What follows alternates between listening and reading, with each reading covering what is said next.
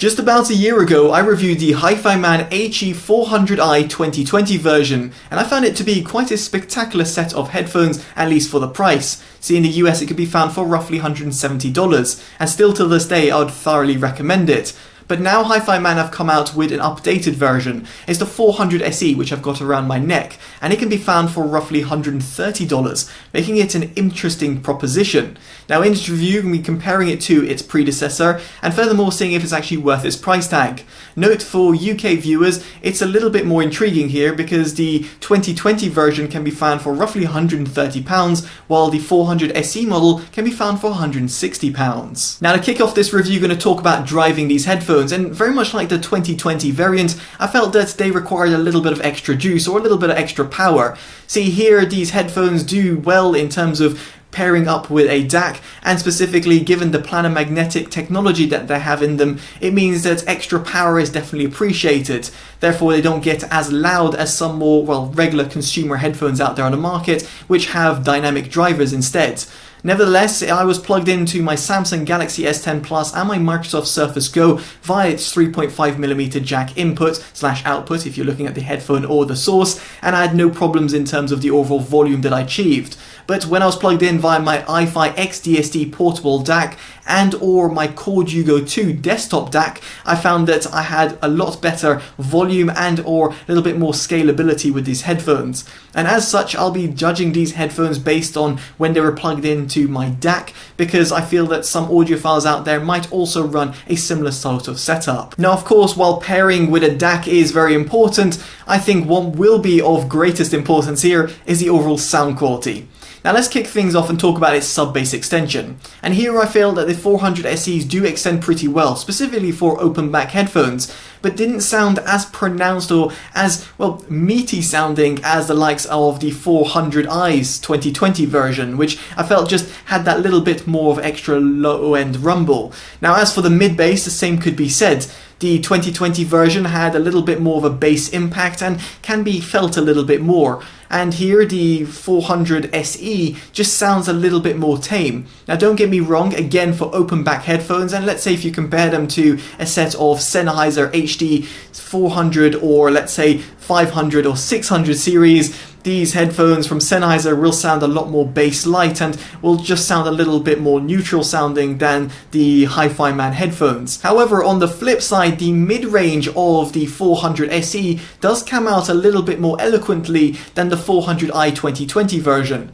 Now don't get me mistaken, these headphones have still got a V-shape, kind of recessed sort of sound signature, and one that certainly won't compete with the likes of, let's say, the Sennheiser alternative. But still, here the 400SE do a good job of portraying female or male vocals, and one that kept me excited and a little bit more engaged with my tracks in comparison to the 400i 2020 version.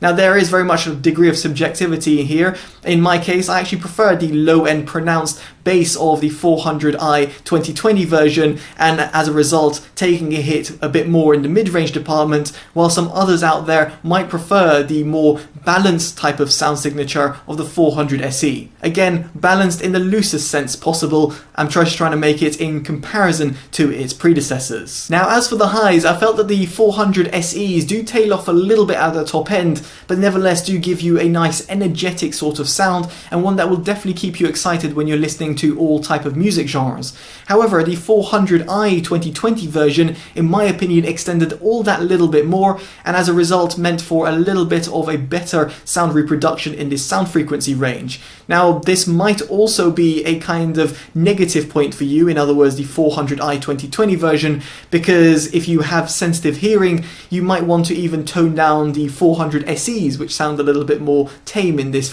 sound frequency. Of course, this is all very subjective, so I'd be intrigued to hear your thoughts as to the two different versions, and of course if you've heard them and or own one of the two, I'll be intrigued to think what you think about the high-end extension of these headphones. Now what really stands out for me is the overall soundstage reproduction. Here the 400SEs, while not sounding as open and as wide in comparison to the 400i 2020 version, still do a phenomenal job, namely when it comes to instrument separation and the overall imaging and tonality that you get from these headphones. Well, it'll keep you definitely engaged. Now in comparison to closed-back headphones, both the 400i and 400SE do a far better job of providing you an airy soundstage. In comparison to open-back headphones, namely from the likes of Sennheiser, I would say the HiFiMans do sound a little bit more close-sounding, well, in comparison to the grander scheme of things when you were comparing open-back headphones to open-back headphones. What I'm trying to say over here is that the overall soundstage reproduction, specifically at this price point, is definitely impressive, and something that will impress and definitely be of interest for those people who want open back headphones and airy sounding headphones in terms of their own repertoire, be it in terms of listening to music, gaming, or let's say watching movies. Now with the sound quality section out of the way, what about when it comes to build quality? Well, here I must say I'm pretty impressed. Not only in terms of the design and look of the headphones, but also in terms of the overall construction. The headband is adjustable as one might expect, although it's a little bit stiff. This does have its real pros, whereby it means that the adjustment isn't going to come loose over time, at least not from my experience of owning HiFiMan headphones. And when it comes to the headband and in terms of the overall clamp force, it's got soft padding at the top and soft ear pads, which is definitely a plus point for prolonged amount of usage. But the overall headphone clamp is also quite weak, which means it's perfectly ideal for using them within in-home conditions, whereby if you're going to be using them even if you're wearing glasses and you're using them for a long period of time, you're not going to feel any sort of discomfort, at least not from my experience or my head shape, which of course might differ from yours. And so this brings me on to my verdict, and here I feel HiFiMan have done a terrific job with the 400SE. They feel a little bit of a different sound signature in comparison to the 400i 2020 version. These headphones sound more balanced or more neutral in comparison to their predecessors. I use those terms very loosely, or use them in inverted commas, just because in comparison to other headphones out there on the market, these headphones will still sound quite V-shaped.